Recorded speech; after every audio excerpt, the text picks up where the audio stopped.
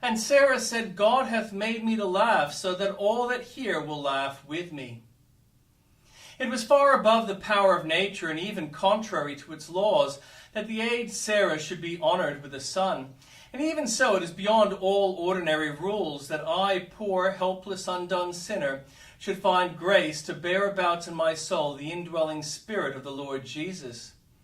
I was once despaired as well, I might, for my nature was as dry and withered and barren and accursed as a howling wilderness. Even I have been made to bring forth fruit unto holiness. Well, may my mouth be filled with joyous laughter because of the singular surprising grace which I have received of the Lord. For I have found Jesus, the promised seed, and he is mine forever. This day will I lift up psalms of triumph unto the Lord, who has remembered my low estate. For my heart rejoiceth in the Lord.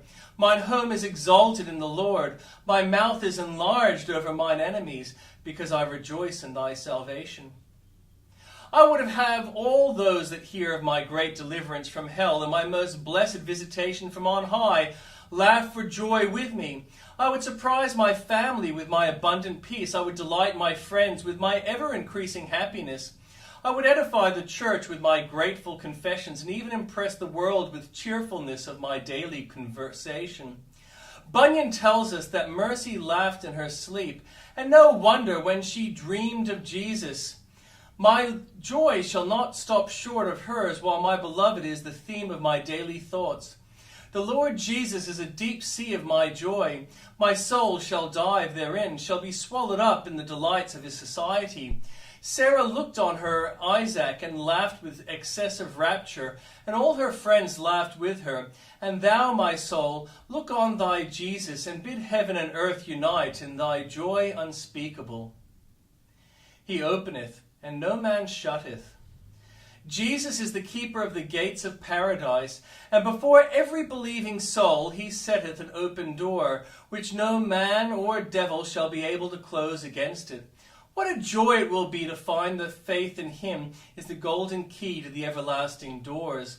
My soul, dost thou carry this key in thy bosom, or art thou trusting to some deceitful picklock, which will fail thee at last? Hear this parable of the preacher and remember it.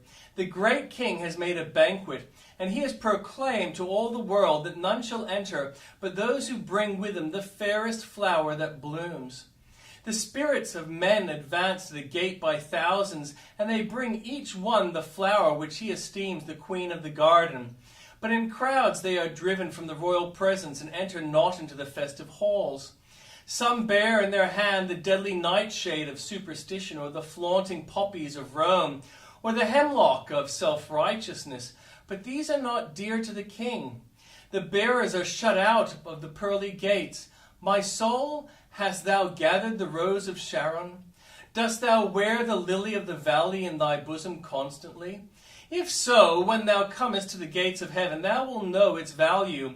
For thou hast only to show this choicest of flowers, and the porter will open. Not for a moment will he deny thee admission. For to that rose the porter openeth ever. Thou shalt find thy way with the rose of Sharon in thy hands up to the throne of God himself. For heaven itself possesses nothing that excels in its radiant beauty. And all the flowers that bloom in paradise, there is none that can rival the lily of the valley. My soul, get Calvary's blood-red rose into thy hand. By faith, by love, wear it.